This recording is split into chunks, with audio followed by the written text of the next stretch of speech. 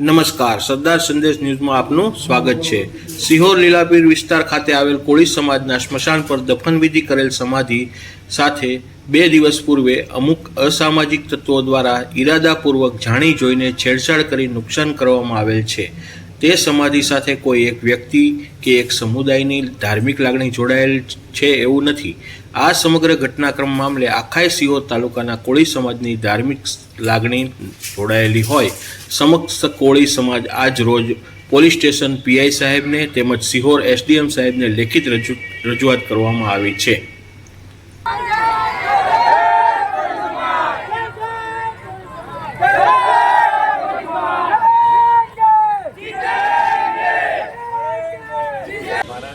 જય સંવિધાન। મારું નામ રમશોય ધાપા છે।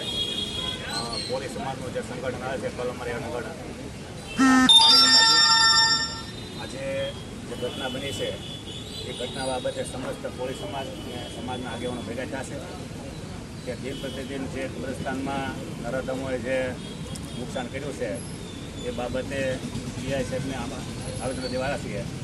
હવે રહી વાત કે જ્યારે કોઈ પણ ઘટના બની હોય, કોઈ પણ ગુનો બન્યો હોય, કાયદેસર સંવિધાનમાં એફઆર થતી જ હોય છે અને એફઆર લેવાની જ હોય છે।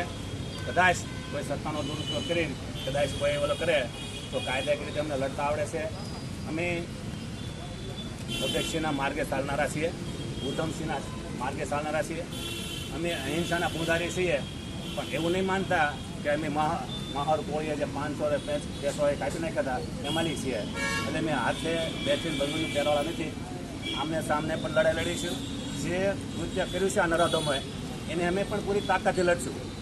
જો તમે એક બાપની ઓલાદ વાવ તો તમે આમને સામને આવી જાઓ, તમે આ રીતે લોકોને હેરાન કરવાનું બંધ કરો। અમે પૂરી તાકાતથી આ લડાઈ લડવા તૈયાર છીએ। જય ભારત, જય સંવિધાન, વંદે માતરમ, ભારત માતા કી જય।